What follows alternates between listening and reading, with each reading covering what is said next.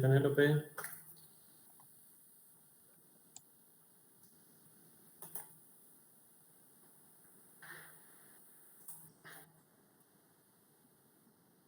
Muy bien, ¿ustedes?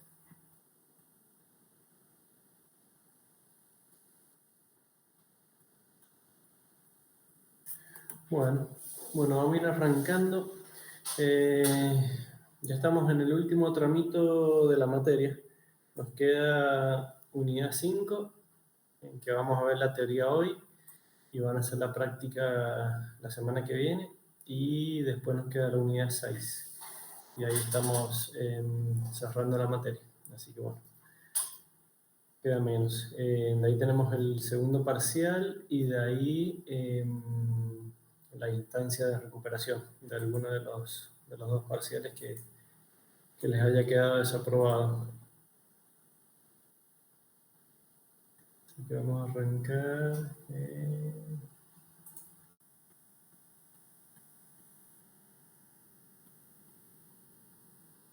Vamos a arrancar entonces con unidad 5. Esta unidad la verdad que es bastante importante para uno como geólogo.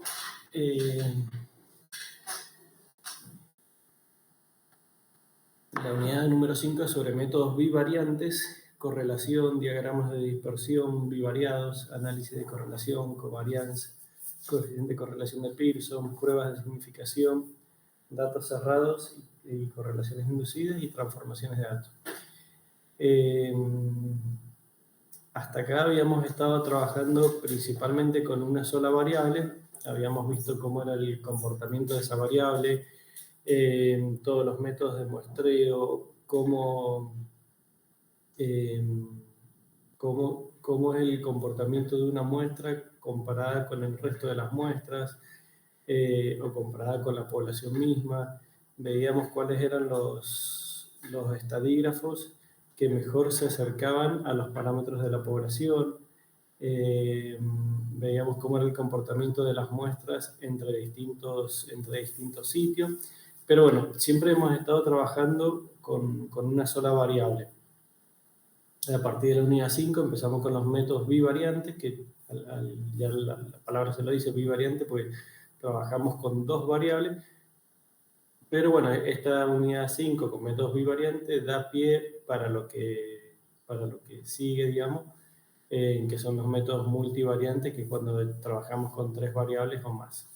Y les digo que es importante en geología porque si ustedes se ponen a repasar, por ahí en las materias geológicas que han tenido hasta esta etapa del cursado, seguramente se van a dar cuenta que han estado trabajando con más de una variable, que muchos de los problemas geológicos que han abordado han estado considerando más de una variable. Puede ser 2 variables o 3 o más, las que sean. Entonces como que siempre en la geología nos estamos moviendo, o sea, no siempre, pero en la gran mayoría de los casos, nos estamos moviendo en análisis bivariantes o multivariantes, porque como geólogos, para poder explicar determinados procesos o para poder conocer cómo se desarrollan esos procesos, por lo general tenemos que analizar varias variables. Entonces ahí ya estamos en los métodos bivariantes y los multivariantes. Toda la parte anterior, que es univariable, es una sola variable, tiene mucha importancia también, pero más desde el punto de vista estadístico, porque es donde aprendemos a hacer el análisis estadístico por cada una de las variables, y ahora esos análisis estadísticos en cada variable los vamos a aplicar a 2 o más variables, y nos va a llevar a un plano, digamos, de la realidad mucho más concreto. Entonces, por ahí, en alguna de las materias que ustedes ya hayan cursadas, que sean netamente geológicas, no las materias básicas de física, química, matemáticas, sino las materias geológicas, en cuáles de ellas ustedes recuerdan o pueden, digamos, pensar ahora que por ahí, sin saberlo, estaban analizando más de una variable, 2, 3 o las que sean, para poder explicar algunos procesos, no sé, en petrología, en sedimentología, no sé si habrán cursado algo de geoquímica o de yacimientos minerales o de geología estructural. ¿Algún ejemplo? ¿Quién se anima a algún ejemplo que se les venga a la cabeza donde hayan estado analizando más de una variable para poder conocer algún proceso geológico? ¿Qué se les ocurre? Presión, temperatura, para metamorfismo. ¿Presión y temperatura para qué cosa, José? Para metamorfismo. Bien, ajá, perfecto, claro. Cuando analizan... Sí. O los tamaños de los granos en sedimentología, que a veces tenemos como una columna y cada estrato tiene diferentes granos. Tenemos limo, grava. Bien. ¿Se me escucha? Sí. A ver, vuelvo a lo que dijo José, presión y temperatura para ver tipo de metamorfismo, está perfecto. Ahí estarías trabajando con un modelo bivariante porque estás analizando dos variables para explicar la génesis de ciertas rocas metamórficas. A presión y temperatura le podrías agregar todavía más variables para explicar algunos otros procesos del metamorfismo. Por ejemplo, la composición, porque la misma presión y temperatura va a tener efectos distintos según la composición que vos tengas en la roca. Entonces, composición ya podría ser una tercera variable y ahí puedes seguir todavía agregando más variables. Evangelina, vos decías el tamaño de los granos. El tamaño de los granos está bien, es una variable, está bien, pero el tamaño de los granos es una variable. A eso le deberías agregar una variable más como mínimo para estar en los métodos bivariantes.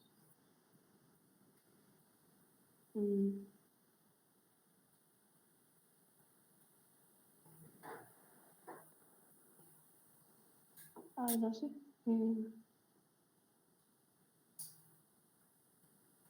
Puede ser, por ejemplo, si el sedimento, el origen, si es eólico, fluvial, algo de eso, como para que sea bivariable. Claro, sí. ¿Cuál es la procedencia o el origen del sedimento? Ya es una variable. A ver, las variables que uno va a considerar en el análisis, la define uno mismo. O sea, uno es el geólogo y entiende cuáles son las variables que tienen influencia en el proceso geológico que está estudiando. Entonces, uno define cuáles son las variables que va a analizar. Tal vez si yo te digo, Angelina, bueno, necesitamos estudiar esta secuencia sedimentaria y conocer cuál es la procedencia de este material, y vos me decís, bueno, las variables que voy a analizar es tamaño del grano. Bueno, analizando solamente tamaño del grano, seguramente no vas a llegar a unos resultados que me puedas decir cuál es la procedencia de todo ese material. Ahora, si vos me decís, no, vamos a hacer un análisis multivariante que vamos a analizar tamaño del grano, vamos a analizar, no sé, esfericidad, vamos a analizar composición y todas las otras variables que se te ocurran. Bueno, el análisis de todas esas variables juntas sí te va a permitir decir, bueno, la procedencia de este paquete sedimentario es tal y tal. Entonces, uno como geólogo es el que define cuáles son las variables que pueden dar respuestas a esos procesos, y el trabajar con dos o más variables nos lleva al plano de los métodos bivariantes o multivariantes. Entonces, bueno, en petrología también hay muchos ejemplos, en yacimientos también hay muchos ejemplos, en hidrología, en hidrogeología. Bueno, es como les decía, la gran mayoría de las ramas de la geología o de los estudios que ustedes pueden llegar a hacer, casi siempre se van a estar moviendo entre métodos bivariantes o multivariantes. Por eso les digo que esta unidad 5 es realmente importante para nosotros como geólogos.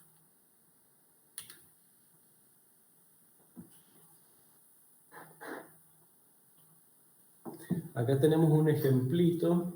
A ver, tenemos acá arriba a la izquierda, un esquemita. Bueno, puede ser lo que hoy en día son la mayoría de las ciudades, con algunas casas, partes dedicadas a la agricultura, partes dedicadas a la industria, en algunos tipos de depósitos y demás. Bueno, todo lo que involucra una ciudad hoy en día. Y también tenemos representados los cursos de aguas superficiales y también los depósitos de agua subterránea, que son los acuíferos.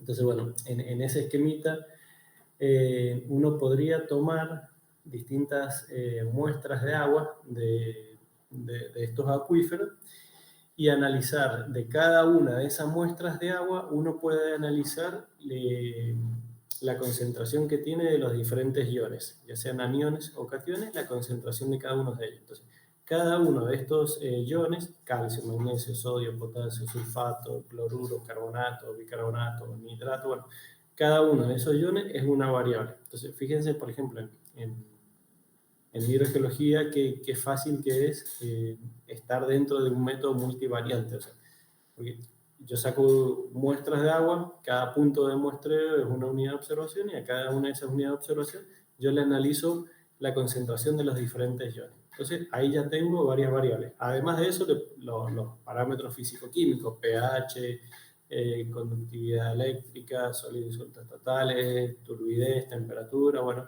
también cada uno de esos parámetros va siendo una variable.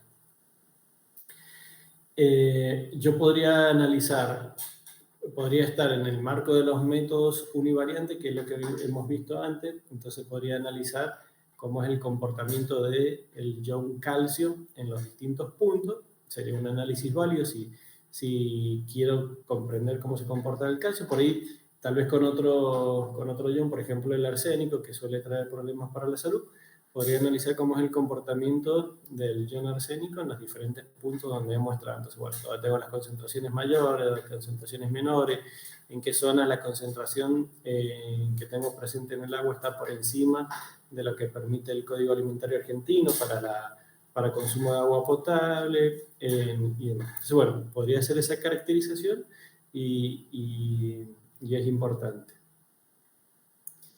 Pero bueno, si quiero conocer algunas cosas más, por ejemplo, de este comportamiento del acuífero, acá tenemos un ejemplito, el esquemita este que está acá a la derecha.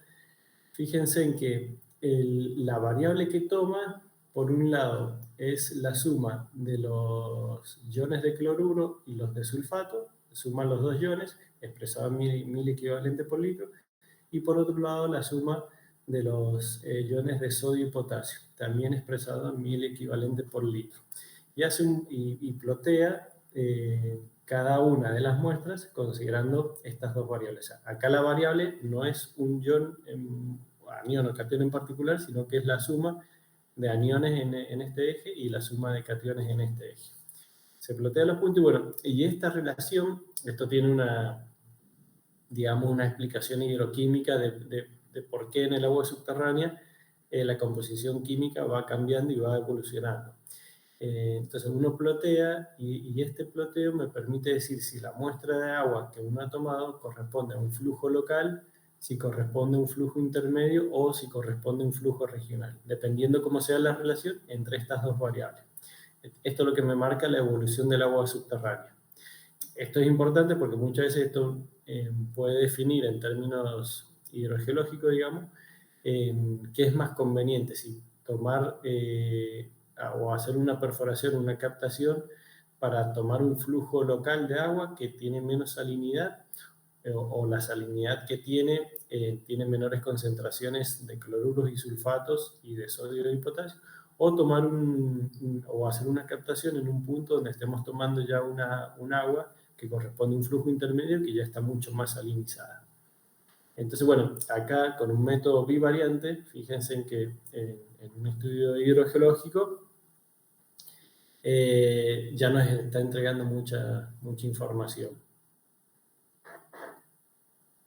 Acá abajito tenemos otro esquemita. Las variables que se han analizado acá son los sólidos disueltos totales, expresados en miligramos por litro, y una relación que es el cloro dividido la sumatoria de cloro más bicarbonatos, expresado en milimol por litro. Bueno, uno plotea y el ploteo de esto me va a permitir determinar, digamos, que hay ciertas muestras que la química que tiene el agua en esas muestras responde a la geología por la cual está circulando ese agua. Hay unas muestras que por las características químicas que tienen, me va a estar anotando que el contenido del cloro es muy alto, entonces hay una contaminación por cloro. Entonces, bueno, uno debería ir, que bueno, si hay una contaminación por cloro, ese cloro que tienen estas muestras de agua no es propio del ambiente geológico por el cual circula el agua, sino que es un aporte extra. Entonces, si hay una contaminación por cloro, bueno, tenemos que ir a buscar cuál es esa fuente de contaminación y tratar de eliminar esa fuente de contaminación. Hay muestras que responden más que nada a mineralización, que es propia de la misma geología, y muestras que responden más que nada a lluvia, que digamos, ha caído y se está infiltrando y recién empieza a escurrir por el medio subterráneo, o también podrían haber muestras que están influenciadas por el agua del mar que ingresa hacia el continente y se mezcla con el agua subterránea. Entonces, de vuelta, un método bivariante, analizando dos variables, que es como les decía recién con los ejemplos que ustedes ponían. Uno como geólogo tiene que saber qué variables son las que quiere analizar, porque dependiendo de lo que está estudiando. Bueno, yo acá estoy estudiando cuál es el origen de la carga iónica que tiene cada una de las muestras de agua. Entonces el gráfico bivariante que me sirve es este de sólidos disueltos totales versus la relación de cloro dividido cloro más bicarbonato. Porque este esquemita ya me está indicando a qué se debe la mineralización en el agua. Entonces, bueno, con un método bivariante bastante simple, fíjense que acá una de las cositas que nosotros podemos ver es los procesos y evolución de circulación del agua subterránea desde las zonas de recarga, de tránsito y de descarga, fuentes de contaminación que podamos llegar a tener. Y también ya vamos a ver un poquito más adelante unos problemas metodológicos que se nos pueden presentar y que la correlación nos ayuda a resolver. Estos son otros ejemplos. No sé si ya han cursado alguna materia de yacimientos minerales. Yo no. No, porque está en cuarto, profe. Ah, bien. Bueno, en yacimientos minerales, la verdad que correlación y regresión es muy común, se utiliza muchísimo.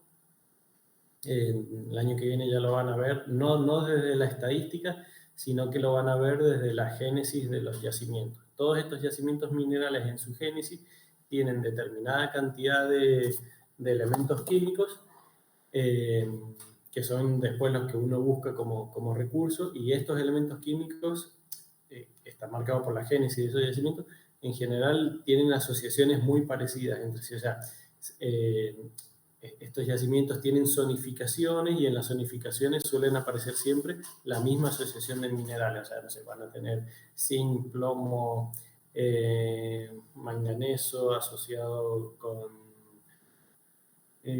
plata, con cobre. Bueno, se van dando asociaciones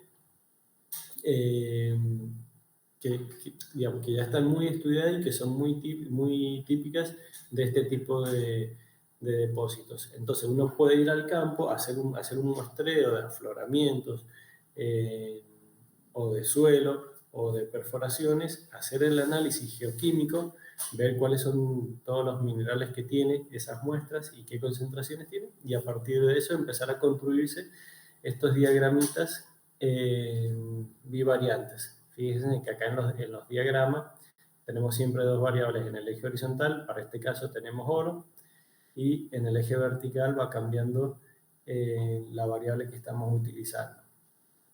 Entonces, bueno, esto, digamos, desde el punto de vista de yacimientos, es importante para analizar qué tipo de depósito tenemos, qué concentración tenemos y, bueno, por supuesto, qué probabilidad hay de que se puedan llegar a utilizar esos recursos. Acá tenemos otro esquemita más. En este caso, la relación que se usa es la variable que se usa es la relación de oro-plata según la profundidad. Acá fíjense que utilizan la profundidad como una variable, lo cual está muy bien. Acá tenemos otras relaciones como otras variables que es la relación oro-plata versus aluminio sobre la suma de calcio, sodio, potasio y magnesio. Fíjense que acá nos pone que estos puntos que tenemos acá corresponden a una alteración argílica avanzada. Eso es uno de los tipos de alteración que solemos tener en los yacimientos de tipo pórfido. Este esquemita ya nos permite deducir que estas muestras corresponden a una zona de alteración argílica avanzada. Acá tenemos otras alteraciones argílicas avanzadas. Bueno, se darán cuenta que el ir analizando en forma bivariante o multivariante nos va dando mucha información sobre el depósito que tenemos y al mismo tiempo la génesis de ese depósito, cómo se formó. Entonces, bueno, acá como resumen, procesos genéticos, o sea, la génesis de los depósitos, áreas de exploración, y de vuelta problemas metodológicos que ya vamos a ver a qué refieren y que la correlación nos da respuesta a eso. Entonces, estos métodos bivariantes o multivariantes van a estar trabajando con matrices. A ustedes se les va a volver muy común trabajar con matrices en estos ejemplitos que decíamos, de tomar las muestras en el campo, de afloramiento o de suelo, de perforación y mandar al laboratorio esa muestra y que nos den el análisis geoquímico, o tomar la muestra de agua, mandar al laboratorio que nos den el análisis geoquímico, o por cada punto que yo elijo en el terreno, considero la variable de temperatura, de precipitación, de humedad relativa del aire, de radiación solar, de velocidad del viento, dirección del viento y todas las otras variables que quiera. Bueno, todo eso a ustedes les significa que por cada unidad de observación van a tener varias variables. Entonces se le van a armar estas matrices que son tablas. Se van a acostumbrar mucho a trabajar con estas tablas o matrices. Entonces, para los métodos bivariantes vamos a estar analizando dos variables en forma conjunta. Acá tenemos la matriz de datos. Siempre en las filas van los individuos y en las columnas van las variables. Y el tamaño de la matriz de datos se expresa como n, que son los objetos o individuos, por la cantidad de variables. Eso es lo que me da esta es la anotación que se hace para las matrices de datos, que a mí me permite saber, bueno, cuántos individuos tengo y cuántas variables estoy analizando por cada uno de esos individuos. En estos métodos bivariantes, lo primero que se suele hacer es plotear todos los individuos según dos variables. Y lo primero que se analiza es la forma que suele tener esta nube de puntos. Entonces, cada uno de estos objetos, M1, M2, M3 hasta Mn, es cada uno de estos objetos y está representado por un punto en el plano. Y ese punto en el plano me va a estar dando el valor para esta variable X y el valor para esta variable Y. Que es esto mismo que teníamos acá recién. Cada puntito en el plano, en este caso sería una muestra que yo he tomado y me está dando, en este caso, el valor de oro versus el valor de arsénico.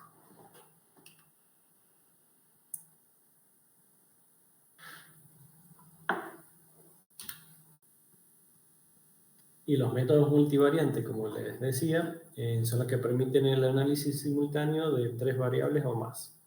Entonces vamos a estar siempre univariantes, bivariantes y multivariantes. En geología generalmente los datos son multivariantes. Ya sea describir una roca ígnea, un fósil, un sedimento, las condiciones de formación de algún tipo de depósito, todo lo que se les ocurra, por lo general son multivariantes, o sea, porque necesitamos, son muy poquitas cosas las que podemos explicar o podemos describirla considerando una sola variable.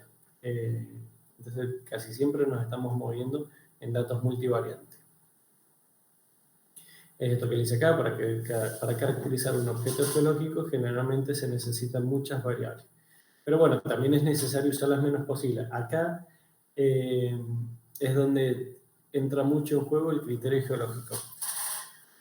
Yo tengo que tener la capacidad de poder decidir cuáles son las variables más importantes o las variables esenciales que me pueden explicar el proceso o el depósito que yo estoy viendo, tomar todas esas variables, pero al mismo tiempo no excederme en la cantidad de variables que considero. Porque si la cantidad de variables se me hace demasiado grande, eso también me va a llevar a que las muestras cada vez sean más grandes. Los análisis multivariantes requieren muestras grandes. Si nosotros consideramos P variables, que dijimos que son las columnas, si consideramos P variables, siempre N, que es la cantidad de objetos por las unidades de observación, tiene que ser mayor que P. Entonces, si la cantidad de variables la llevamos a un valor muy grande, nos está condicionando que nuestra muestra también sea muy grande. Esta condición se tiene que cumplir, que N sea mayor que P. Y recuerden que está toda la teoría del muestreo y demás, de cómo hacer el muestreo, todo muy bonito en la teoría, pero nuestra realidad es que cuando vamos al campo, las condiciones suelen ser bastante difíciles en algunos ambientes y tomar muestras suele ser bastante complicado. Entonces, si en ambientes difíciles tengo que tomar muchas muestras, bueno, puedo llegar a la situación de no lograr recolectar la cantidad de muestras necesarias. Entonces, cuando uno plantea un estudio bivariante o multivariante, un estudio multivariante, tiene que tener juicio, digamos, o criterio para decir cuáles son las variables relevantes que me explican ese proceso geológico o ese depósito que estamos analizando. Defino esas variables y en función de esas variables ya sé cuál es la cantidad mínima de muestras que tengo que tomar porque N tiene que ser mayor que P.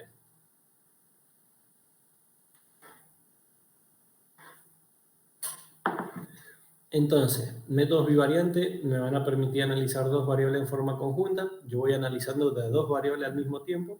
Lo que puedo hacer es ir cambiando cuáles son esas dos variables, como veíamos acá. Voy cambiando cuáles son las dos variables que voy analizando, pero siempre el método bivariante me permite analizar dos variables en forma conjunta. Me permite estudiar si hay alguna relación entre esas variables y, en caso de que haya relación, cuál es la naturaleza de esa relación.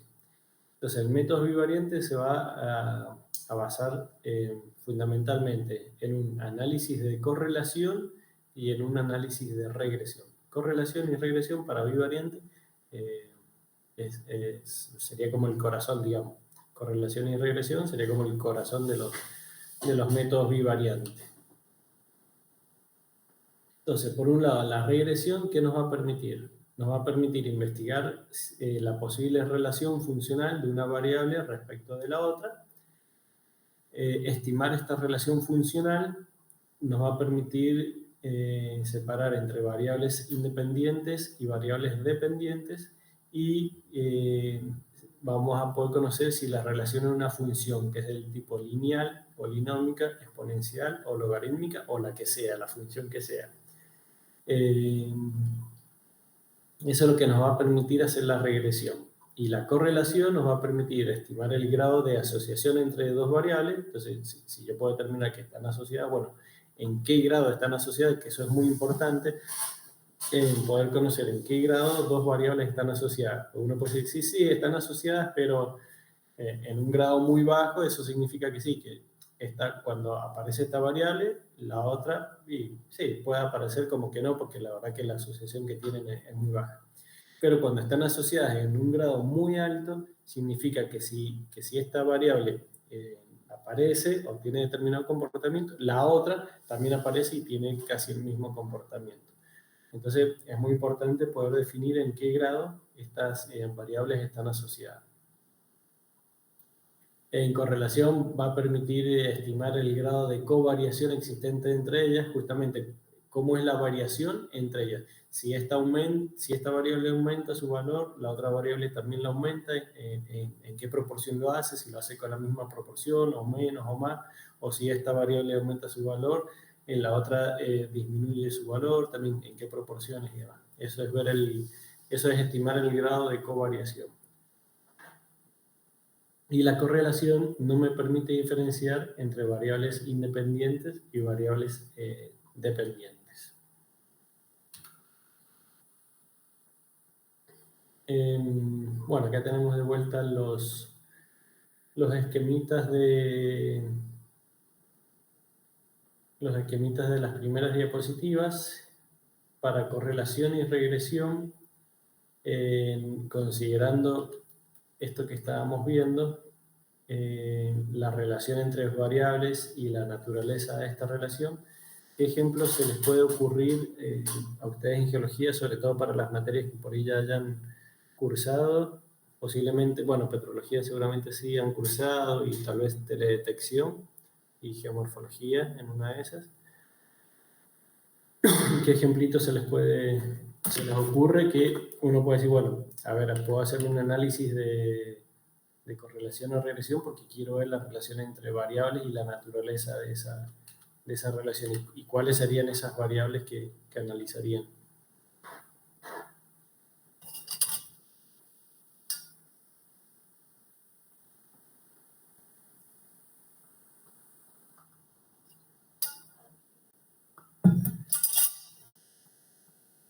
¿Qué les parece?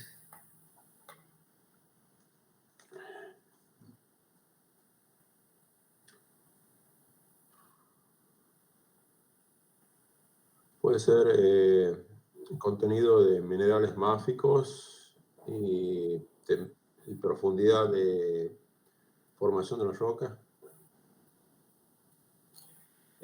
Sí, ahí, digamos, por cada uno de los minerales máficos que consideres, lo podrías vincular con la profundidad. Cada uno de esos minerales versus profundidad, entonces ahí tendrías un análisis, tendrías varios análisis bivariantes, digamos, para ese caso. Tal vez estás viendo, no sé, procedencia o ambiente geotectónico, habría que ver. Pero sí, bien, bien, bien. ¿Algún otro ejemplito? ¿Alguno que se le ocurra?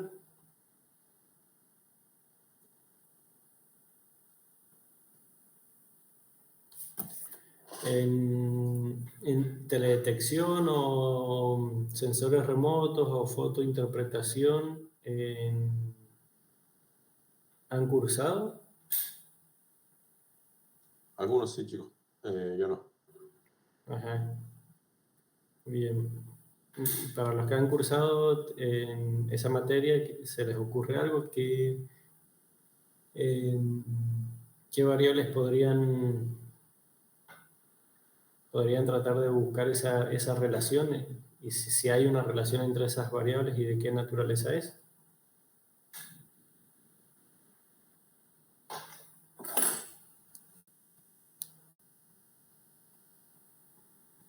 Ay, profe, a mí no se me ocurre nada. ¿Vos cursaste, Evangelina, teledetección o, no sé, geomorfología? La empecé a cursar, pero la tuve que dejar a foto. Pero geomorfo sí. Ajá. Y en geomorfo, por ejemplo, si vos analizaras un abanico aluvial, ¿qué variables pensás que pueden tener influencia en la formación de esos abanicos aluviales? Vos estás analizando, supongamos, en algún cordón montañoso de La Rioja, no sé, Sierra de Velasco, por ejemplo, la presencia de abanicos aluviales. Entonces agarrás una imagen satelital y mapeás y te encontrás con que, no sé, tenés, no sé, 30, 50 abanicos aluviales. Entonces, bueno, vos querés saber cuáles son los factores o las variables que tienen incidencia para que se formen los abanicos aluviales. Entonces, bueno, vos hiciste todo el mapeo y encontraste 50 abanicos aluviales. Ahora tenés que decir, bueno, a ver, ¿qué es lo que está pasando para que estos abanicos aluviales se formen? O sea, ¿cuáles son las variables que yo voy a considerar para tratar de explicar la formación de estos abanicos aluviales? Entonces, viéndolo desde la geomorfología, ¿qué variables vos considerarías como que son las posibles que pueden explicar la formación de estos abanicos? Puede ser, no sé, la pendiente. Bien, bien, bien, bien. Una podría ser la pendiente del terreno. Bien, ahí tenés una variable. Bien. ¿Qué más puede llegar a ser?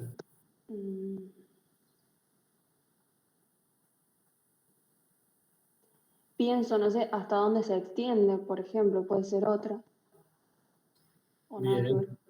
Sí.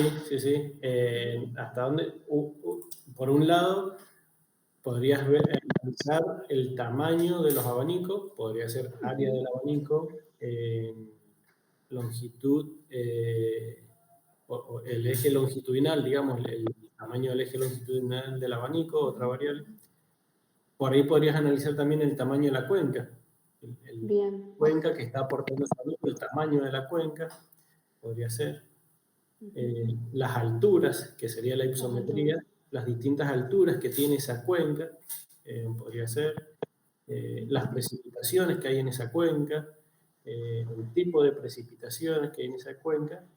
Entonces, bueno, ahí fíjate que ya en un ratito ya hemos mencionado como 5 o 6 variables que podrían estar explicando la formación de esos 50 abanicos. Entonces vos vas a ir agarrando cada una de estas variables de a pares y las vas a ir ploteando a ver si aparece alguna relación. Capaz que te aparece una relación bien marcada que el tamaño del abanico está muy asociado con el tamaño de la cuenca, o está muy asociado tal vez con la cantidad de precipitaciones, o está muy asociado con las alturas que tiene esa cuenca. Entonces, uno como geólogo define cuáles son las posibles variables que pueden explicar eso, obtiene la información, luego lo plotea y analiza cómo son esas relaciones. Bien, de 10. Gracias. Bien.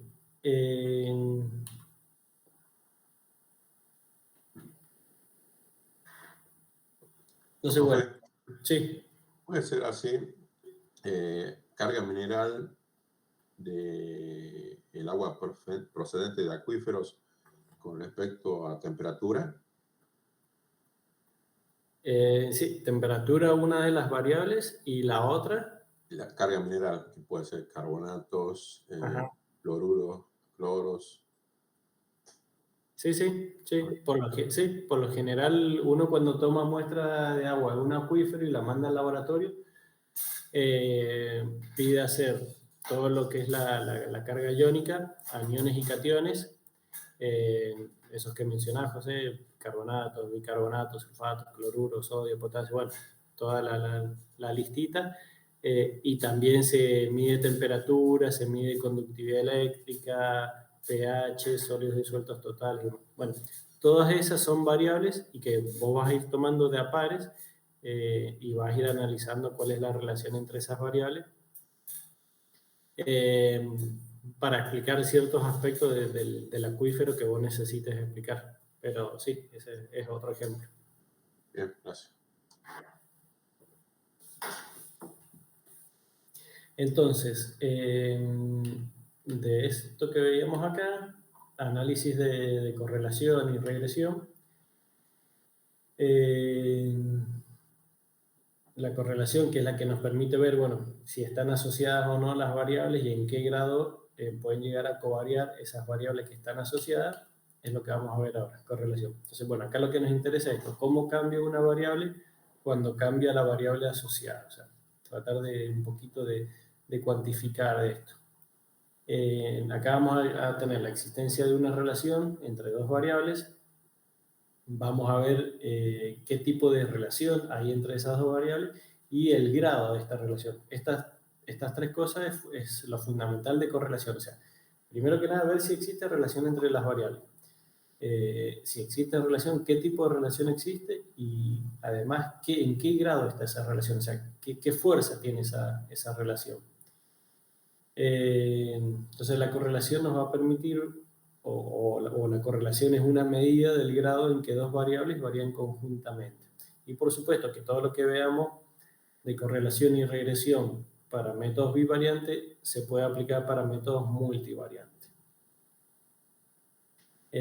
Como le dije al principio, correlación y regresión es una herramienta muy poderosa para el análisis de datos. y tanto la presencia como la ausencia de correlación permiten hacer conjeturas sobre las variables consideradas. Porque uno, cuando está analizando algún proceso geológico, en su cabeza considera ciertas variables que son las que me van a explicar ese proceso, y también intuye que puede haber asociación entre ciertas variables, pero después cuando uno toma los datos, que sea en el ejemplo del acuífero que decía José, toma los datos, hace los análisis de aniones y cationes, uno considera que puede haber asociación entre tales cationes, y tal vez que cuando ploteamos los datos, hacemos el diagramita, el ploteo, nos damos cuenta que esas dos variables que nosotros a priori consideramos que tenían asociación, en realidad no tienen ninguna asociación. Entonces, bueno, nuestro esquemita conceptual ahí se desarma, y bueno, tenemos que buscar otra explicación para dar respuesta a eso. Entonces, que haya presencia o ausencia de correlación, una o la otra siempre nos va a estar dando información sobre lo que estamos investigando. Si también uno puede analizar si dos variables son independientes, si yo quiero saber si dos variables son independientes, bueno, para que sean independientes, que el comportamiento de ellos sea indistinto de lo que pasa con la otra variable, bueno, para eso no tiene que haber correlación entre ellas. Entonces, es esto que decíamos acá, si hay ausencia de correlación, significa que las variables son independientes. Y conocer que hay variables que son independientes también es información. O sea, sabemos que esta variable no depende de lo que suceda con la otra variable, se tienen comportamientos totalmente independientes entre sí. Algo muy importante es esto, querer inferir los valores de una variable conociendo los valores de otra variable asociada. Acá tenemos una preguntita, digamos, en qué se puede asociar un perfilaje sónico con la porosidad de una roca. Esto, digamos, está vinculado al querer inferir los valores de una variable conociendo los valores de otra variable asociada. Si yo tengo un perfilaje sónico, ¿puedo conocer los valores de porosidad? ¿A ustedes qué les parece así rápidamente? ¿Se animarían a decir que sí o que no? Y para mí están relacionadas. Están relacionadas, bien. Sí, están relacionados, ahora vamos a ver por qué. Y nos permiten esto, inferir los valores de una variable conociendo los valores de otra variable asociada. Y además la correlación da una medida del grado de determinación conjunta entre las dos variables, porque la correlación nos va a permitir ver justamente esto, si hay asociación, qué tipo de qué tipo es esta asociación, y además el grado en que están asociados. Y ese grado en que están asociados, o sea, la fuerza con la cual están asociados, lo vamos a ver a través del coeficiente de correlación. Entonces, bueno, decíamos, un perfilaje sónico, si está asociado con la porosidad de una litología, si hay una cierta correlación. Entonces, acá la pregunta es, ¿están vinculados los valores de porosidad de una roca y el tiempo de viaje de un pulso por esa misma roca? El perfilaje sónico lo que hace es emitir un pulso y recibe la respuesta de esa señal. Entonces, el tiempo de viaje que se demora ese pulso en ir y volver está directamente vinculado con la porosidad que tenga esa roca, porque a mayor porosidad tenemos mayor cantidad de cavidades rellenas con aire, y este pulso viaja mucho más lento por las cavidades rellenas con aire que por la roca. Entonces, si el tiempo que va y viene es más largo, quiere decir que hay mayor porosidad. Si el tiempo es más corto, es menor porosidad.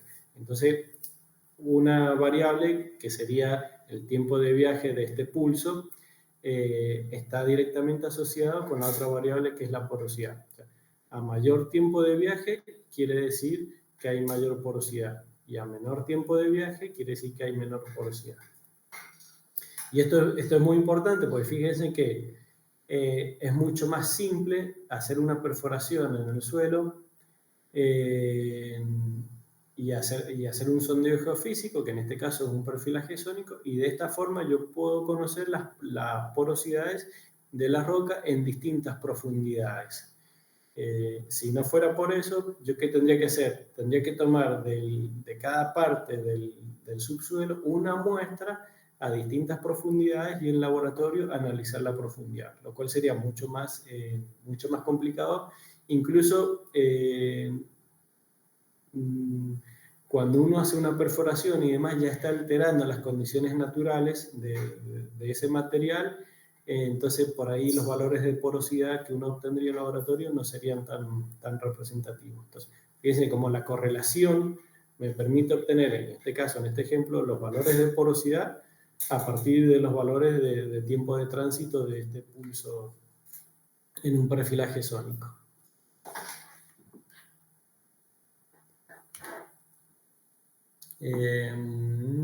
Vamos a hacer un recreito, chicos, 10 minutitos nomás, son 9:26.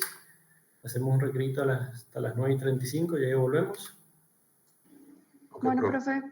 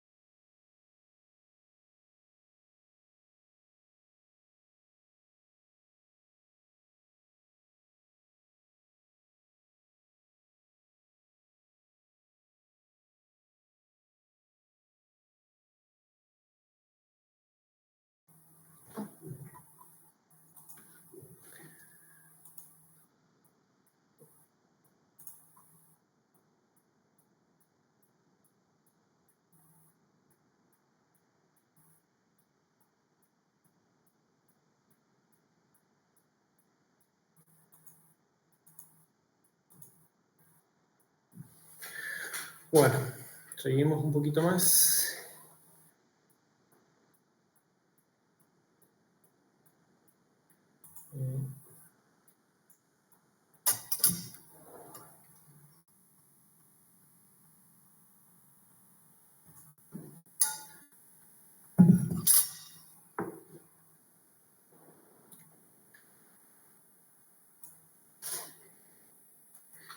Bien, entonces acá nos dice que el modo rápido de visualizar la correlación entre dos variables es hacer un diagrama de dispersión. Esto es lo que uno hace siempre, digamos, o al principio cuando está analizando dos variables para ver la posible correlación entre ellas, lo que hace, bueno, ploteamos esas dos variables en un diagrama de dispersión y ya el gráfico ya nos va a dar una idea de si hay correlación o no entre las variables. Entonces, si uno ve el grafiquito de arriba a la izquierda, acá se da cuenta que no hay una correlación clara, digamos, entre las dos variables. Uno no puede decir, bueno, cuando aumenta el valor de una variable, aumenta el de la otra, o cuando aumenta, disminuye, no hay una correlación clara. En el grafiquito de abajo, esta nube de puntos, ya la forma que tiene la nube de puntos ya me está diciendo que hay una cierta correlación. ¿Qué me indica esta correlación? Bueno, que cuando aumentan los valores de la variable X, también aumentan los valores de la variable Y. Entonces, hay una cierta correlación entre estas dos variables. Y el grafiquito de arriba a la derecha me marca que hay una correlación y que la correlación es muy fuerte porque están, digamos, los puntos alineados casi sobre una recta. Entonces, los aumentos de una variable con respecto a la otra son bastante proporcionales. O sea, si una variable aumenta tanto, la otra aumenta tanto, digamos. Y eso se mantiene para todos los valores de la variable. Entonces, ya con estos diagramitas de dispersión, uno se da una idea de si hay correlación o no y qué tan fuerte, de qué tipo es la correlación, por un lado, y qué tan fuerte puede llegar a ser esa correlación. Entonces, con estos diagramitas van a estar trabajando siempre. Acá tenemos otro esquemita, tenemos dos variables con sus unidades y cada una de las unidades de observación ploteadas como puntitos. Entonces, esta nube de datos ya hay una tendencia general de esa nube de datos que para este caso en particular me dice que a valores más grandes de X, a valores más grandes de X, tenemos valores más grandes de Y. O sea, a medida que aumentan los valores en X, aumentan los valores en Y también. Entonces ahí ya uno se da cuenta que hay una cierta correlación. ¿Sí?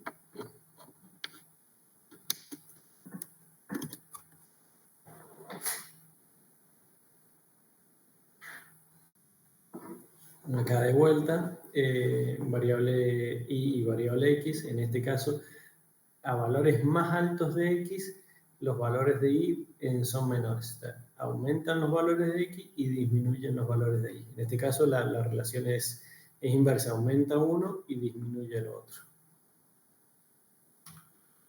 Entonces, bueno, esta correlación que uno la puede ver en los diagramas de dispersión, estos diagramitas ya nos dan una idea de si hay una correlación, de qué tipo es esa correlación y qué tan fuerte es, pero no nos podemos quedar solo con el diagrama, porque el diagrama, digamos, no nos cuantifica cómo es esa correlación. Entonces, ¿cómo hacemos para medir ese grado de correlación lineal? Bueno, eso se mide con el coeficiente de correlación. El coeficiente de correlación, que es este que ustedes tienen, es este que tienen acá, ese coeficiente de correlación está basado en la covarianza de ambas variables. Fíjense, acá tenemos la varianza de la variable X y acá tenemos la varianza de la variable Y. La varianza, ¿qué era? Era ver el comportamiento del valor de una unidad con respecto al valor promedio de esa variable. O sea, uno analizaba qué tanto se alejaba o se acercaba el valor de una unidad con respecto al valor promedio de esa variable. De esa forma es que uno analizaba la varianza. Entonces, la varianza para X y la varianza para Y es lo que nosotros vamos a analizar en forma conjunta y vamos a obtener el coeficiente de correlación. Entonces, la covarianza de la variable X y de la variable Y, covarianza porque nos interesa ver cómo varían en forma conjunta las dos variables, o sea, X e Y, la tenemos definida acá. Entonces vamos a tener para la variable x el valor de cada una de las unidades en la variable x con respecto al valor promedio de la variable x y el valor de cada una de las unidades en la variable y con respecto al promedio en la variable y. Todo eso sobre n-1, que son los grados de libertad, y ahí tenemos la covarianza. Esto también lo habíamos visto como suma de producto.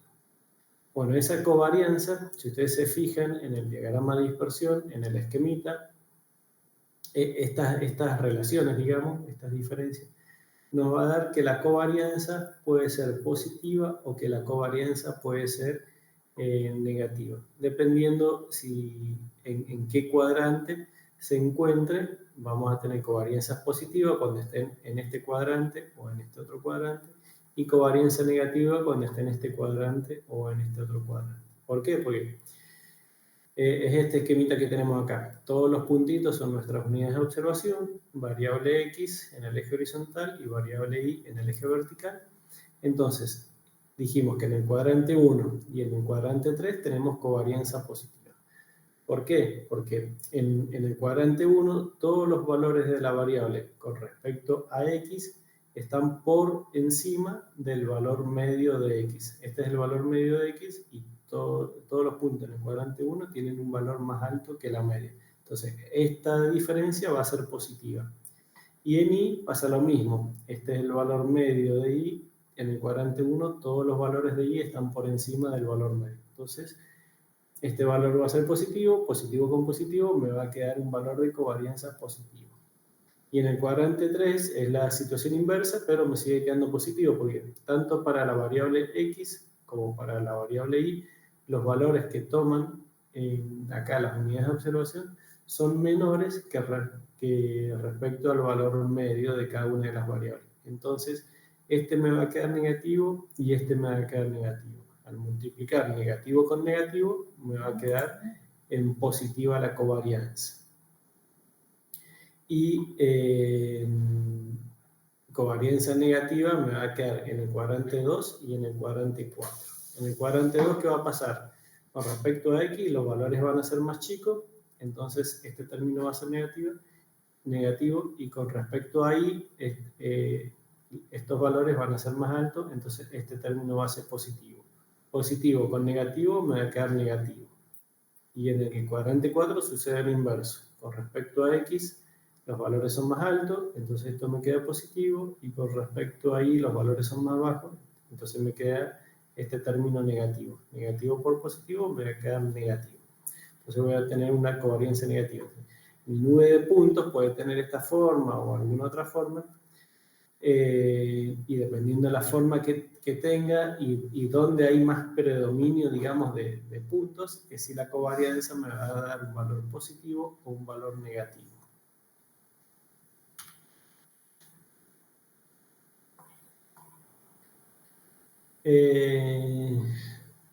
Entonces, bueno, acá tenemos esto mismo, lo que veíamos recién, esto que está acá, los signos de la covarianza. Cuando caen en este cuadrante y en este, la covarianza me va a quedar con un valor positivo, y cuando cae en este y en este va a quedar con un valor negativo. Ahora, en términos absolutos, sin considerar en los signos que tenga la covarianza, por eso está puesto de esta forma, a mayor valor de la covarianza hay mayor correlación lineal. O sea, si esa nube de puntos se hace cada vez más aplanada, más achatada y tiende a ser una línea, el valor absoluto de covarianza, independiente si es positivo o negativo, va a ser más grande y me indica que hay mayor correlación lineal. El problemita de la covarianza es que la covarianza depende de las unidades que tengan las variables, o sea, de la variable x y de la variable y. Va a depender de las unidades que tenga, entonces se complica la interpretación, porque bueno, uno va a decir, tengo una covarianza de tal valor, no sé, 10.5, y ahí tiene que poner las unidades de la variable x y de la variable y. Entonces, complica un poco la interpretación el tema de la covarianza. Entonces, para eliminar las unidades de la covarianza, porque fíjense que ustedes acá van a estar trabajando con x y con y. Entonces, van a tener que incluir las unidades que tienen en X y en Y en el cálculo de la covarianza. Entonces, bueno, no va a hablar de una covarianza de 10.5, temperatura y, no sé, radiación solar. Entonces, esas unidades de las variables dificultan la interpretación. Entonces, para sacar las unidades del medio, lo que se hace, se estandariza y se crea el coeficiente de correlación de Pearson, que se simboliza con P, coeficiente de correlación de Pearson, que se hace, se divide la covarianza por la desviación. Entonces, de esa forma, yo elimino las unidades. Pearson va a ser un coeficiente adimensional, no va a tener unidades, y va a tener valores que van entre 1 y 1 negativo. El Pearson se va a mover entre 1 y 1 negativo, y no tiene unidades. Este coeficiente de correlación de Pearson, cuando es igual a 0, me indica que hay una falta total de correlación lineal. Acá siempre recuerden que estamos hablando de una correlación de tipo lineal, pues pueden haber otros tipos de correlación, pero bueno, cuando R igual a 0, correlación lineal no hay nada. Si R es 1 positivo, hay una correlación perfecta positiva, y si R es igual a menos 1, hay una correlación perfecta negativa. Si la correlación es perfecta positiva, quiere decir que la variación de una variable tiene una relación directa respecto de la variación de la otra, y cuando R es menos 1, la variación de una variable tiene una relación inversa respecto de la otra. O sea, en R1 positivo, cuando aumenta una variable, aumenta la otra, y en R1 negativo, cuando aumenta una variable, la otra disminuye. Pero lo hacen de forma, digamos, perfecta sobre una recta. Para poder aplicar el coeficiente de Pearson tenemos algunos requisitos. Una es que la relación tiene que ser de tipo lineal, o sea que cuando uno grafica la nube de puntos, esta nube de puntos tienda a aproximarse a una línea. Si la relación no es lineal, si es una relación curva o parabólica o lo que sea, no podemos aplicar coeficiente de Pearson. Entonces, sí o sí la relación tiene que ser tipo de lineal, las distribuciones tienen que ser unimodales y más o menos simétricas. Y bueno, si no se cumplen estas condiciones, no tiene sentido aplicar Pearson. Si aplicamos Pearson, el valor que nos dé no tiene ninguna significancia. Por ejemplo, acá tenemos unos ejemplitos. Si nosotros tenemos unos datos y ploteamos los datos y esos datos nos caen sobre esta línea, acá vamos a ver que tenemos hay una correlación perfecta. Acá hay una correlación perfecta con la única diferencia que la correlación es de tipo curva. No es una correlación lineal, no es lineal, sino que es de tipo curva. Bueno, cuando apliquemos Pearson, Pearson acá nos va a dar una correlación de 0,9. O sea, es una correlación alta, 0,9, pero es más baja que 1, que sería la correlación perfecta para esta situación. O sea, estaría subdimensionando el grado de correlación que tenemos Pearson. ¿Por qué? Porque estamos aplicando Pearson a una correlación que es curva, cuando dijimos que Pearson se aplica a relaciones que son de tipos lineales. ¿Profe? Sí. Entonces, esa relación lineal hay que corroborarla antes de hacer el coeficiente. Claro, sí. De todas formas la corroborás siempre, porque te va a suceder que siempre te haces el diagramita binario, siempre. Y ya en el diagrama ves si la correlación es de tipo lineal. Puede ser una correlación fuerte o no tan fuerte, pero ya ves si es lineal. Y el diagrama este binario lo haces siempre al principio. Bien. Si la nube de puntos a nosotros nos cayera sobre esta curva, acá de vuelta, tenemos una correlación perfecta entre variable y variable x, pero una correlación parabólica, digamos. Y si aplicáramos Pearson a estos valores, nos daría un Pearson igual a 0. O sea, Pearson nos diría, no, entre estas dos variables no hay ningún tipo de correlación. Y bueno, nada que ver. O sea, hay una correlación perfecta. Entonces, que estamos aplicando Pearson a una situación en la cual no hay que aplicarlo. Entonces, bueno, tener en cuenta estas situaciones, Pearson siempre para correlaciones de tipo lineal.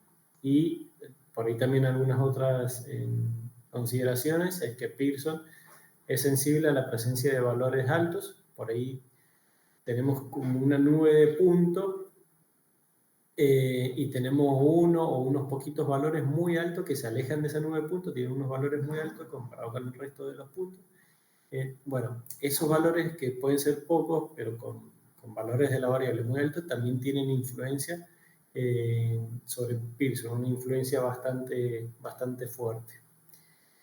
Y Pearson no funciona bien con datos cerrados. Datos cerrados es cuando ustedes trabajan con porcentajes, por ejemplo.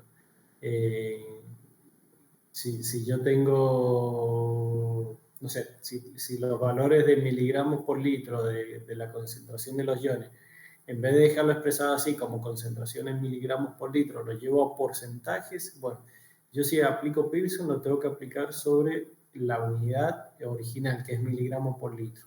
No lo tengo que aplicar en porcentajes, que porcentajes son datos cerrados, porque yo ya conozco cuál es el 100%. No lo tengo que aplicar sobre esos porcentajes porque Pearson ahí no funciona.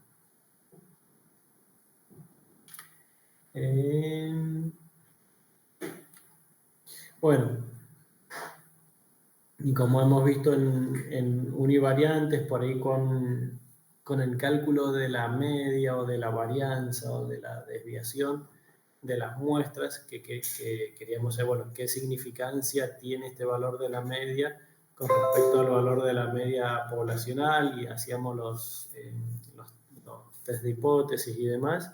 Acá también, bueno, queremos ver qué significancia tiene el coeficiente de Pearson que hemos calculado. Pues puedo decir, bueno, tengo un Pearson de 0,9, 0,95, 0,99 o 1 o menos 1, que es un Pearson muy fuerte, digamos, pero bueno, ¿qué significancia tiene ese valor?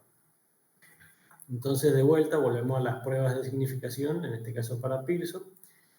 Entonces, si las dos variables tienen distribución normal, o al menos son unimodales y simétricas, a ver, hacemos la prueba T, que es la prueba de significancia para Pearson.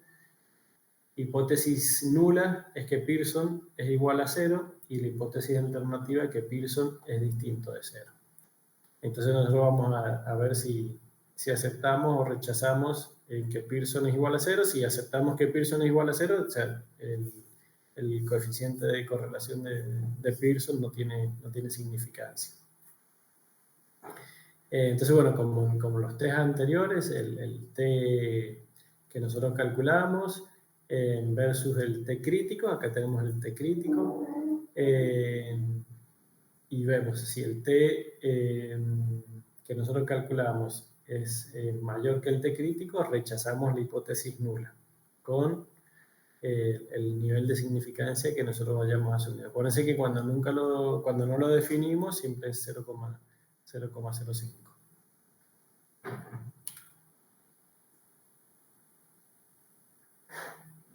Y acá tenemos un ejemplito. En este caso se analizó el contenido de plomo expresado en partes por millón y el contenido de zinc expresado en partes por millón. Esto tranquilamente puede ser una muestra de afloramiento y se le hizo análisis geoquímico con varios minerales. De esos minerales se ha tomado zinc y plomo para este caso, se plotearon.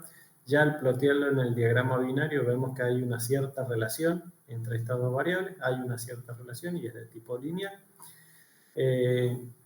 Calculamos el coeficiente de correlación de Pearson, la covarianza de XY sobre la desviación de las dos variables, y me da un coeficiente de correlación de 0,48.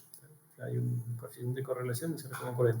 Entonces, bueno, a ver, es significativo este coeficiente de correlación de Pearson, entonces le hago la prueba T, hipótesis nula, Pearson es 0, hipótesis alternativa, Pearson es distinto de 0. Entonces, el T que obtengo es 1,56, el T crítico es 2,36, entonces esto me dice que no es significativo. O sea, que este coeficiente de Pearson que yo he calculado, que me indica que hay una relación, y que una relación ahí medianamente fuerte, podríamos decir, o sea, está casi en 0,5, que es la mitad entre 0 y 1, pero la prueba AT me dice que esta correlación no es significativa.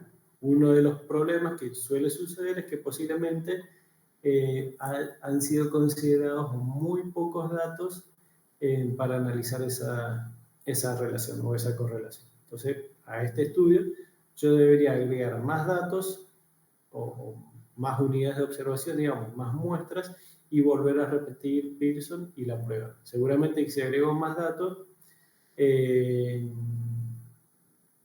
hago coeficiente de correlación, veo qué valor me da y aplico T, seguramente ahí sí me va a dar que la prueba sí es significativa, que el coeficiente de correlación calculado sí es significativo. Entonces, bueno, hasta ahí termina análisis de correlación.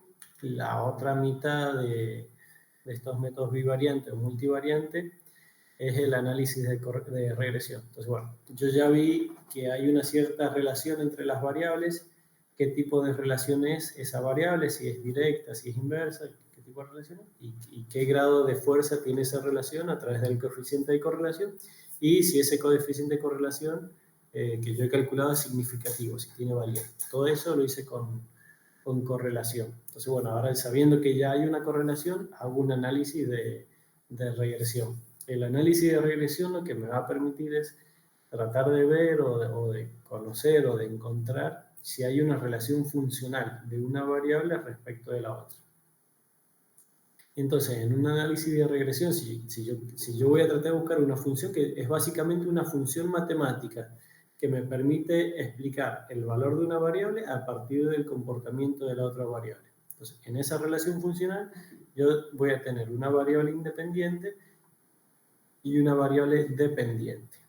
Esa relación funcional, que es una expresión matemática nada más, puede ser de tipo lineal, polinómica, exponencial o logarítmica.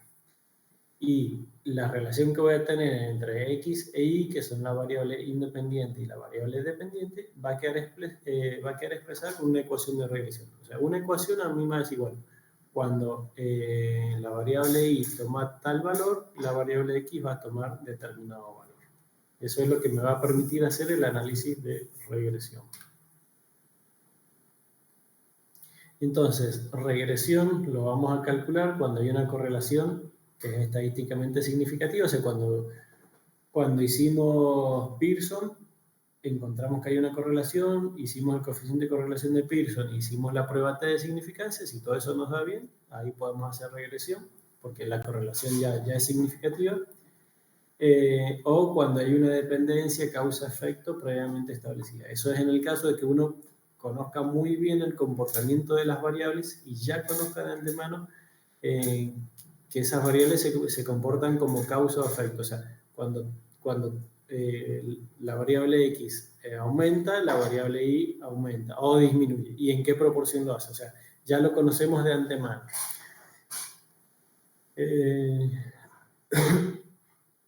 Entonces, bueno, algunas ventajitas de la regresión es que podemos hacer pruebas estadísticas rigurosas, aunque los datos no tengan distribución normal, y se pueden probar unas relaciones que sean rectas, pero también que sean curvas. Y se puede definir en forma precisa la naturaleza de la relación bivariada mediante una ecuación. Esto es lo más importante. O sea, una ecuación a nosotros nos va a permitir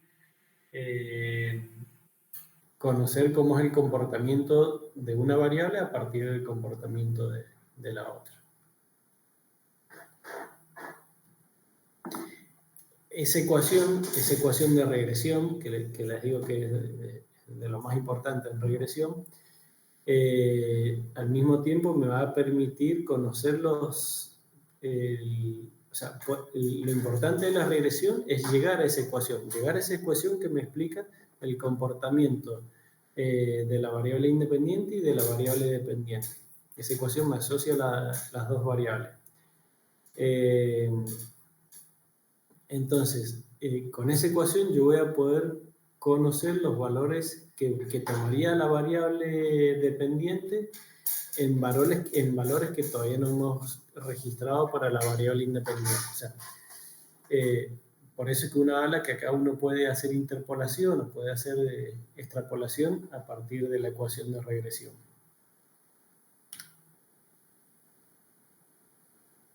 Bueno, esto es lo que veíamos con correlación, los diagramitas binarios que nos permiten ver si hay correlación.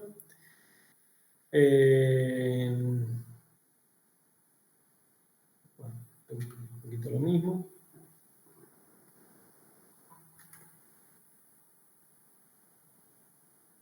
Acá fíjense que en esa relación funcional, que va a estar expresada por una ecuación, que dijimos que puede ser lineal, logarítmica, exponencial y demás, vamos a tener una variable independiente, x, que es una variable no aleatoria, o sea, los valores están predeterminados experimentalmente, y la variable dependiente y, que es la variable aleatoria. O sea, y va a estar explicada a partir de lo que suceda con x.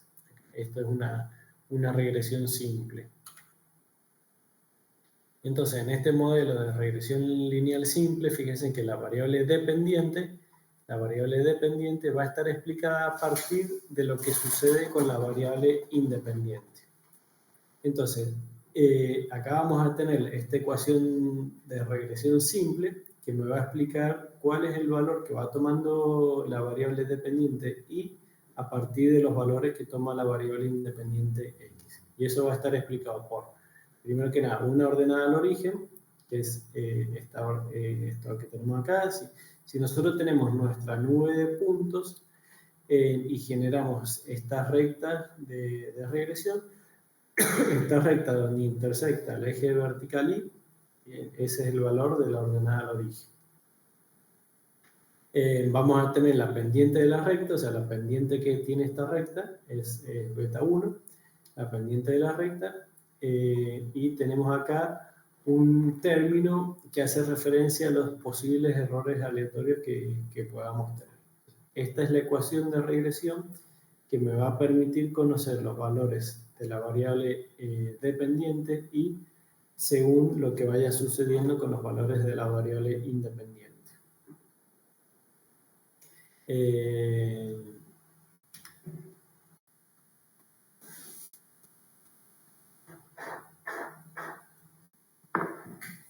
Entonces, fíjense que en este modelo de regresión simple o modelo de regresión 1, los valores de la variable x están fijos y solo los valores de la variable y son los que tienen una variación muestreal aleatoria. Para cada valor xy existe una distribución de valores de y, de la variable y, posibles, centrados en torno del punto beta 0 más beta 1 x1, sobre la recta con una varianza constante. O sea, xy, que es la variable independiente, va a tener los valores fijados y los valores que pueda llegar a tomar la variable y sub i por cada uno de los valores fijados de xy tiene una distribución aleatoria y están centrados en torno a la recta beta 0 más b1 x1. O sea, acá hay un ejemplito, por ejemplo, el valor x sub i. Esta es la posible distribución de valores que tomaría la variable y sub i. Así, para cada uno de los valores que va tomando la variable independiente x. O sea, por cada uno de los valores que toma la variable independiente x, tenemos una distribución normal de los posibles valores que tomaría la variable y sub i.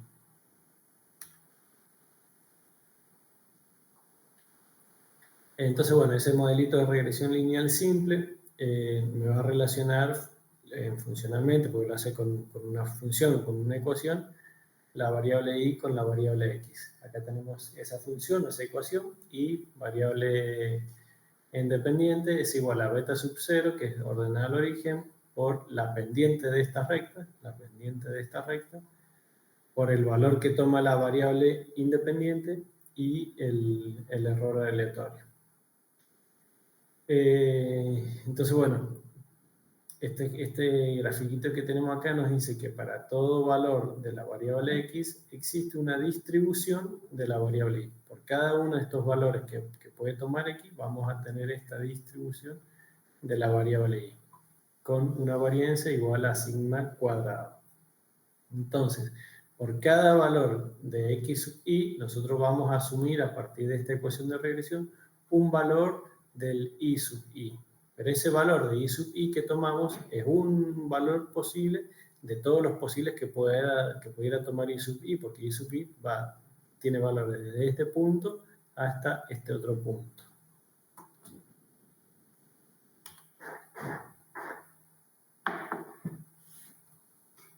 Entonces, en esta regresión lineal simple, lo que uno trata de hacer es estimar la ecuación de la recta. Lo que nosotros queremos conocer es la ecuación de esta recta.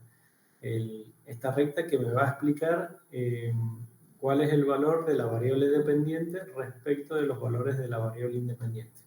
Ya dijimos que la variable dependiente, o sea, que la variable independiente fijamos un valor y en la variable dependiente tomamos un valor de los posibles valores que pueda llegar a tener esa variable. Entonces lo que nosotros queremos conocer es esto, es la ecuación de esta recta, cuál es la ordenada al origen y cuál es la pendiente de esta recta. Ordenada al origen de esta recta y la pendiente que es alfa de esta recta. O sea, estos son nuestros puntos de observación. A estos puntos le hemos medido los valores de y de x y a partir de esos valores nosotros queremos cuantificar cómo es esa relación. Bueno, y lo cuantificamos con esta ecuación de la recta. Entonces, bueno, esto es el I sub I, son los valores estimados, la ordenada al origen y la pendiente.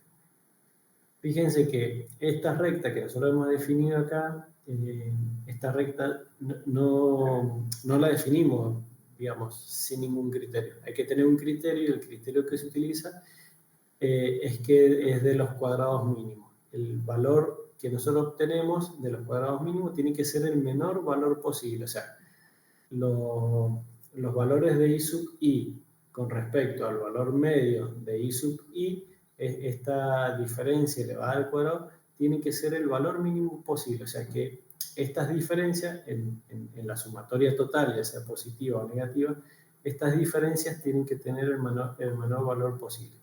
Esa es la condición que tiene que cumplir esta recta. Si yo esta recta, en vez de hacerla por ahí, la hiciera por acá abajo, seguramente la sumatoria de estas diferencias me daría un valor que sería más alto que el que me da esta recta. Esta recta tiene el mínimo valor posible de estas diferencias.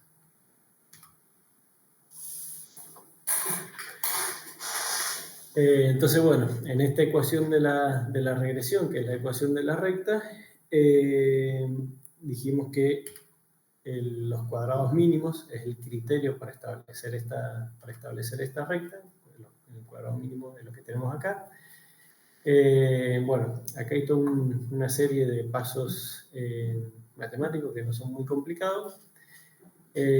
Acá tengo la ecuación para la variable y para la variable xy multiplicado por y sub i. A lo que uno va a llegar es que de esto, que es lo que uno tiene que averiguar, la ordenada al origen y la pendiente, ordenada al origen y pendiente, vamos a ver que la pendiente la puedo calcular como la suma de los productos xy y dividido la suma de los cuadrados de la variable x. De esa forma yo puedo calcular el valor de la pendiente. Y para la ordenada del origen, si yo tengo el valor de la pendiente, puedo conocer el valor de la ordenada al origen. El valor medio de la variable y lo conozco, porque tengo los valores de la variable para cada unidad. El valor medio de la variable x también lo conozco, por el mismo motivo que la variable y. Si calculé la pendiente, a partir de la suma de los productos y de la suma de los cuadrados, conozco la ordenada del origen. Entonces, ya conozco los coeficientes, que es B0 y B sub 1, de esta ecuación de regresión.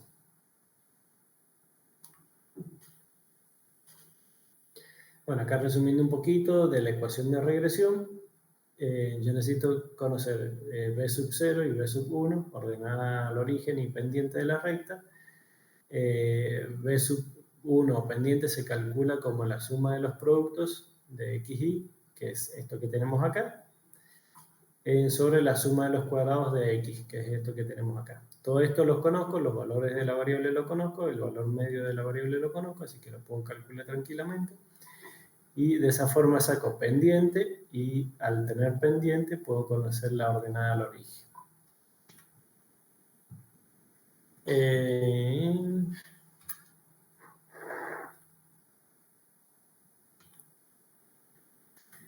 ver, ¿qué ejemplo les había puesto?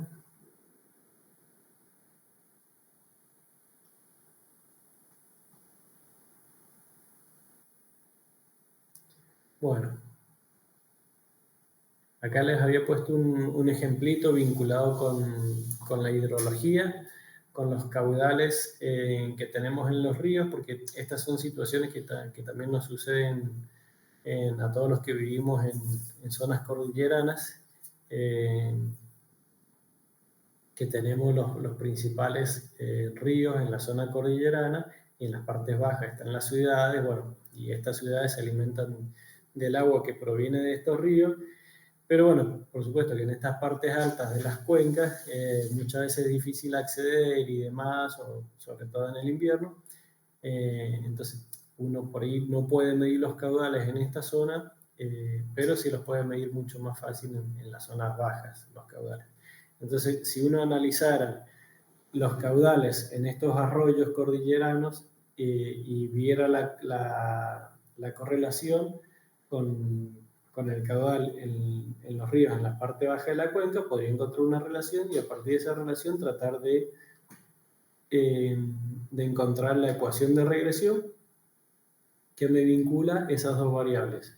O sea, ¿qué sucede en la ciudad conociendo lo que sucede en la parte alta de la cuenca? Entonces, bueno, si puedo hacer algunas campañas de campo y medir los caudales en la parte alta de la cuenca y medirlos en la parte baja, hacer el diagrama binario, ver si hay correlación, qué tipo de correlación hay, y obtener esa ecuación de regresión. Entonces, después yo no necesito, para conocer qué pasa en la parte alta de la cuenca, ir a medirlo porque ya tengo la ecuación de regresión generada. Entonces, conociendo el caudal en la parte baja de la cuenca, que es mucho más fácil de medir, yo sé qué caudales estoy teniendo en la parte alta de la cuenca. Ese es un ejemplito simple que me muestra la importancia de poder conocer la correlación y la regresión entre dos variables.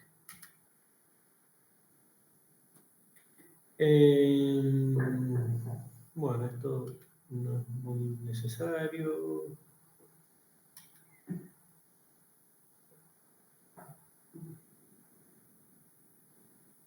Bueno, y acá también van a poder, que esto lo van a hacer en la parte práctica, también van a poder realizar un análisis de varianza, una ANOVA, para establecer la significancia de la regresión.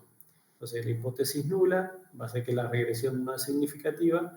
Si la regresión no es significativa, significa que la pendiente de la recta es igual a 0. O sea, esta pendiente, si esta recta fuera completamente horizontal, es que no hay relación. O sea, porque pueden aumentar o disminuir los valores de una variable y los valores de la otra variable tienen un comportamiento distinto, entonces me queda una recta que tiende a tener una pendiente 0. Ahora, cuando esta recta ya tiene una determinada pendiente, me está indicando, bueno, que hay una correlación y una regresión. Entonces, el análisis de ANOVA, que lo van a hacer con la suma de los cuadrados y los cuadrados medios y el TGF, les va a permitir esto, ver si la regresión es significativa o no.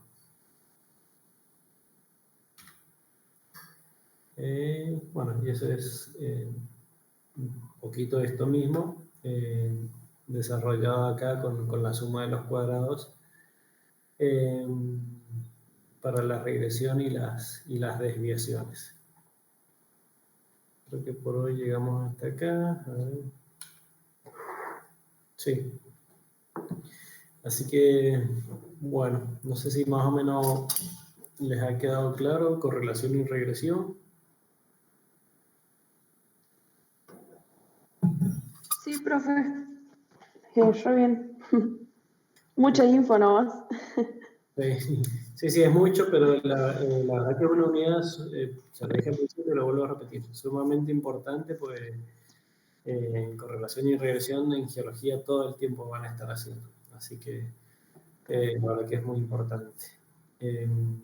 Hoy en la tarde con Seba no tienen, van a tener el viernes que viene y van a hacer la práctica de esta unidad. Así que yo ahora en un rato subo el PowerPoint para que lo tengan a mano y lo repasen para la clase que viene. Profe, ¿sabe qué le iba a preguntar? Sí. Recuerda que usted en las primeras unidades, creo que de la unidad 1 hasta la 2 o 3, no recuerdo bien, usted mandó el Power y como un apunte. ¿Solo tiene de esas unidades? ¿No tiene de las otras? Sí, de los apuntes de cátedra solo hay hasta la unidad 3, si no me equivoco. Ya desde la unidad bien. 4 no. En las primeras 3 unidades es como que hay mucha info y es mucho más amplio, entonces yo les armé un apunte de cátedra como para concentrar ahí lo más importante. Después en estas otras unidades, en el libro de Martín y el otro libro de Mabel Mena, estos temas como que están más concentrados, o sea, está ahí todo lo importante, o sea, no se van a perder, por eso no hay apuntes para esas unidades. Ah, bien, de 10, profe. Así que bueno, entonces pues nos estamos hablando y comunicando, si hace falta algo, me van consultando por el grupo. De 10, profe. Gracias. Buen fin de. Nos vemos, chicas, chicos, que anden bien. Hasta luego. Hasta luego.